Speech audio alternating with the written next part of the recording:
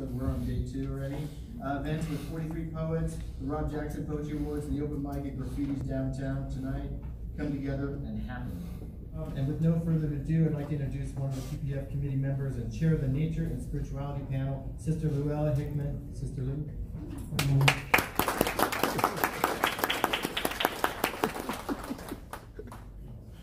Morning, y'all. Excuse me, we have Texans here. Former teacher IMI. Good morning. Good morning. There you go, there you go, there you go. Texas, welcome to all of you. Texas A&M Corpus Christi, welcome to you all.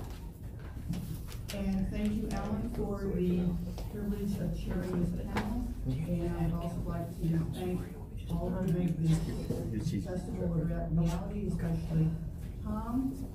And I would like to mention, this is not a paid political announcement, that after each panel, during the festival, all the participants will have a chance to sell their books. Well, when I was a newbie nun, many eons ago, I learned in my first theology class to define one's terms when beginning a discussion on either religion or spirituality. And sadly, for many, religion is an anathema.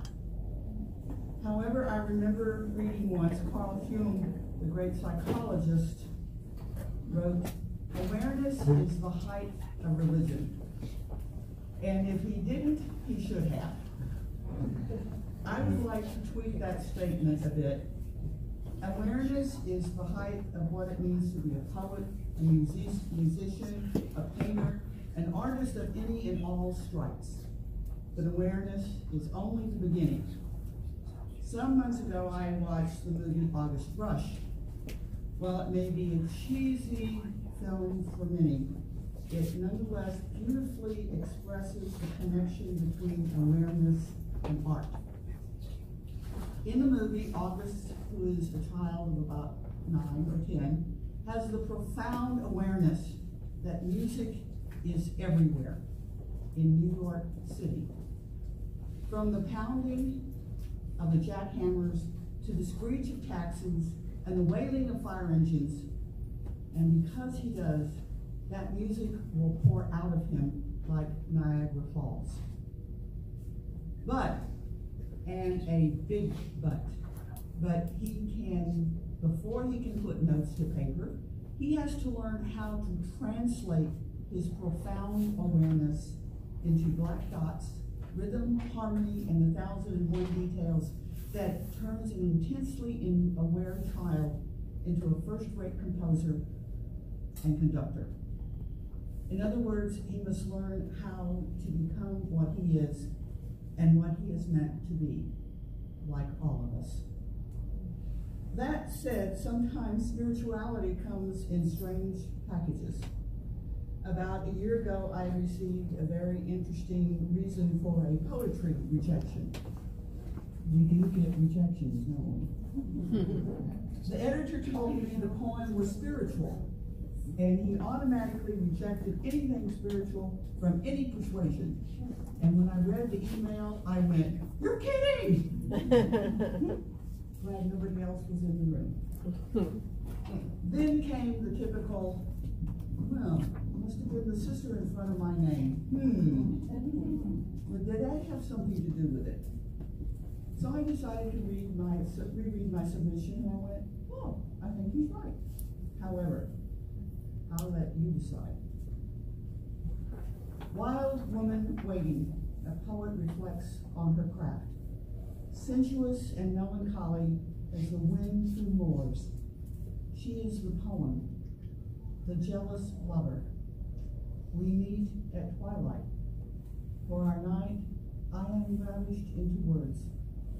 Then, as I leave her wild, aching embrace, the sun rises gently over fertile, misty fields.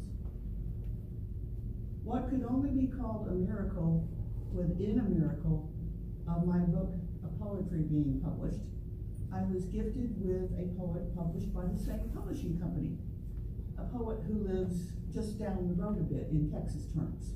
My editor, Tom Lombardo, happened to mention that Stacy lives in Houston, and I guess the rest is history. Hospital ER settings are no stranger to spirituality when life and death often meet. Then there is the spirituality of the ordinary, when doctors and nurses set broken bones or deal with food poisoning. It is no surprise that Stacy Nigliazzo works as an emergency room nurse in a big city down the road for the last 13 years. She is also the award-winning author of Scissored Moon and Sky Allure. Her poems have appeared in numerous journals and anthologies, including the Laureate Poetry Journal, ELOT Review, and the Journal of American Medical Association. She reviews poetry for the American Journal of Nursing and the Bellevue Literary Review. And she's also working on her master's in her spare time. So, it is my honor to introduce my friend Stacy. And by the way, Stacy, welcome to the Corpus Christi neighborhood.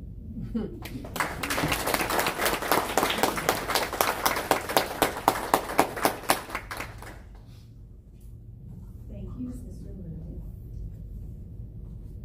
Thank you all for being here. Thank you for finding value in words and for celebrating poetry. As she mentioned, in addition to writing poems, I have also worked in healthcare for the last 20 years, the last 13 as an ER nurse.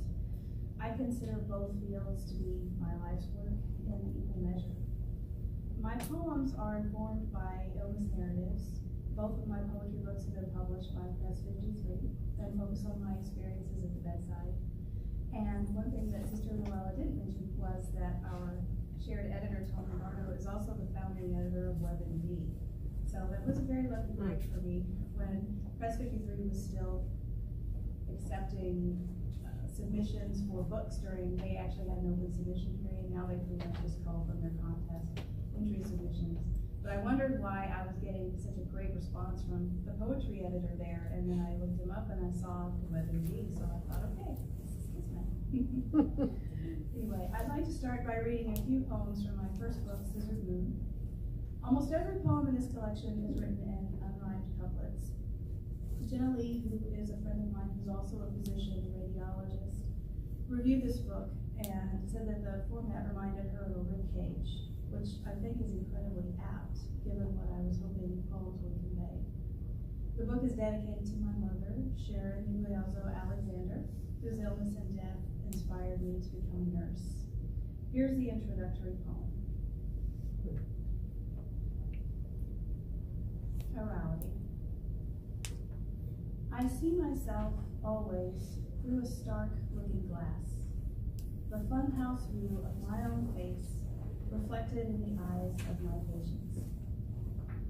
Tangled in the bleeding strands that line the gray sclera of the meth addict, drowning in the pooling ink that splits the swelling pupil of the hemorrhagic stroke, swimming in the antibiotic veil that blurs the newborn's first gaze. My clouded countenance, ever present, slipping even through parched flesh along the steely glide of the angiocath, glistening in the acrid snap of intravenous medication, glaring back from the bleach-wrung side rail. 12 hours streaming from my skin like an open wound in the scrub sin, face to face in the soap-splattered mirror. Only then do I look away. This is one of my earliest poems and is considerably longer than most of what I write. My editor, Tom Lombardo, encouraged me to focus on the senses in this book. Sight, scent, touch, sound. That would be a common theme throughout this book. A few other poems I'll read from this collection. Perioperative Suite. We talk about the incision line and how the sutures will cover the butterfly tattoo she hid from her father at 15, and whether stage 3 is considered late, and how the anesthesiologist will help her sleep, and when the drip stops, how she'll likely come back swimming, pulling the blue air like wheat. She counted 7, back from 10, her skin the color of rain, and the blade guttered.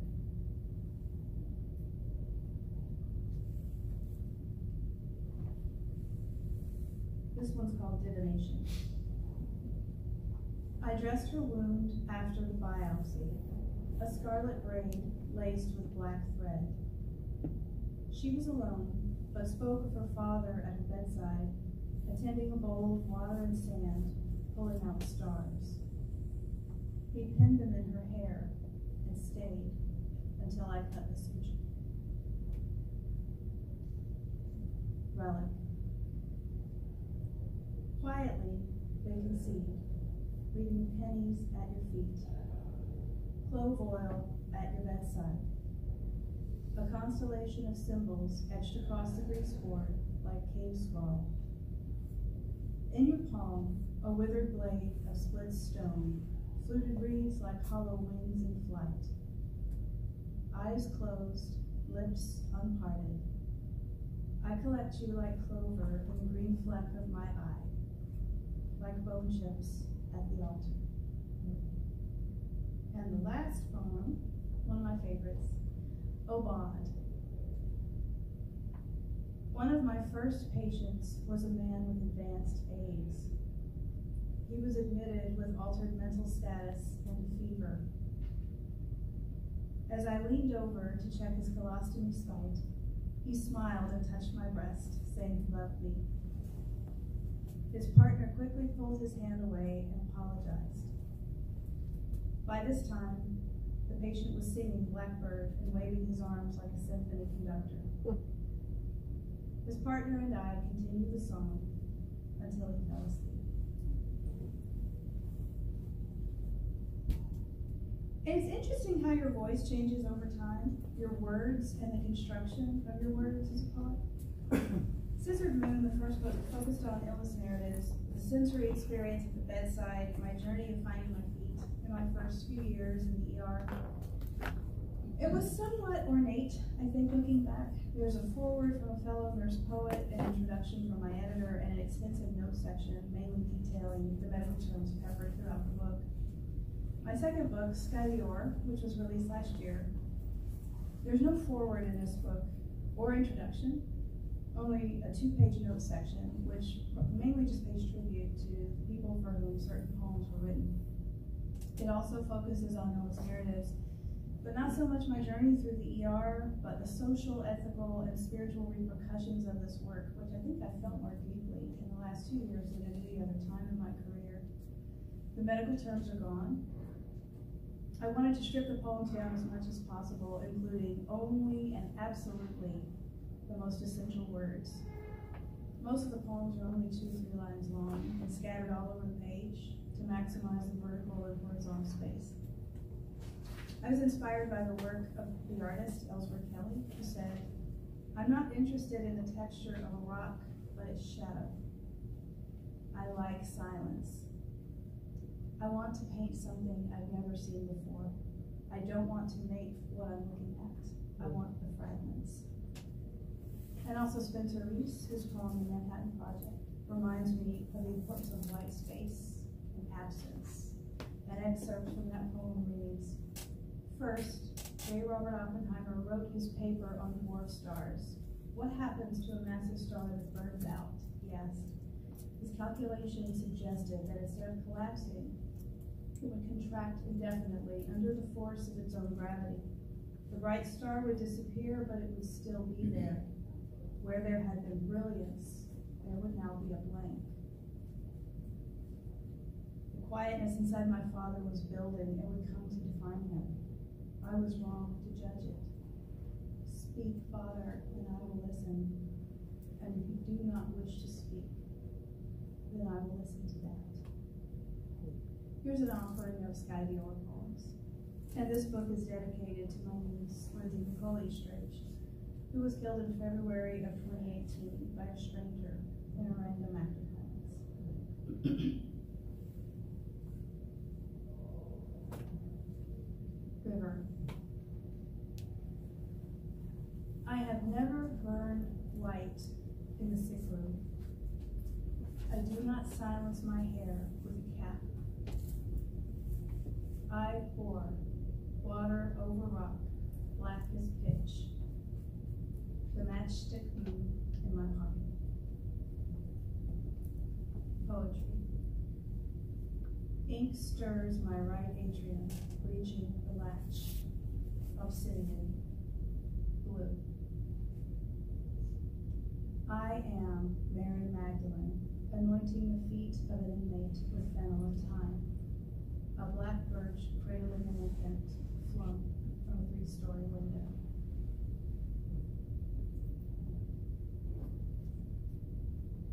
Song.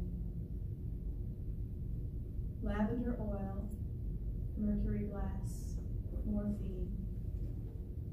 He is a setting star. What else can I bring? A flask of lapsang, blood in a soup, the hair from his pillow, a song. Biopsy. Radiation raised the ground. She drank a glass of rainwater, browsing seeds. The incision was made. Petals broke beneath the blade. A clutch of tulips. Because the eyelet ripped clean, I slipped off my dress, tore a seam in my hip, crept into the river, unraveled. I have no edge. Offering. The surgeon reads aloud before the first cut. Jack, 35 years old, with 3 sons, loves fly fishing. He's giving 3 people his lungs and his eyes.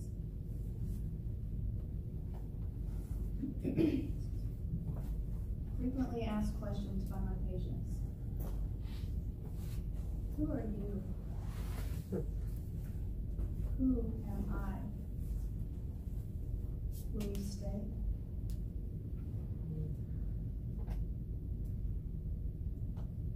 I wrote this sense poem for a coworker who was killed in a car accident, and her mother made the brave decision to donate her organs. Harvesting her heart. And when the surgeon pierced her breastbone, quickening light, scatter of fireflies.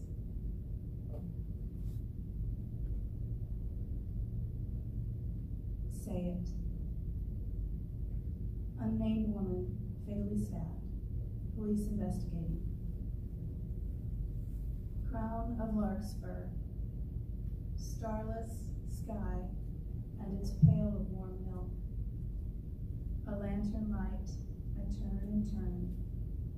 Her name, Lindsay. Gunwale. The water wakes, creeps into the crawl space. Anchor the floor, closed fist on the side rail.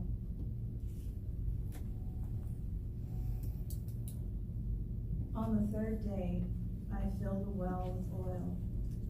Listen, the wick of your eyes. Drum of rain, iris of the lake.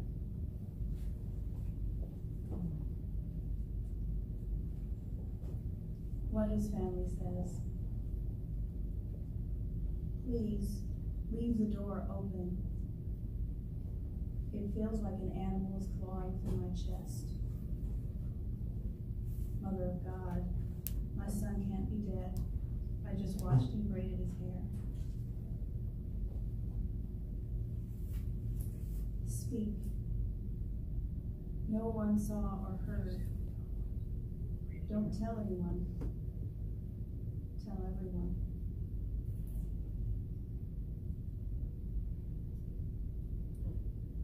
Aria. The librettist paints the air, pleading the ink-raked light. Open my breast and see it written on my heart. After the stroke, he could not speak. you can sing Puccini. And the closing poem. Lent. The chaplain blesses my hands. Wine and bread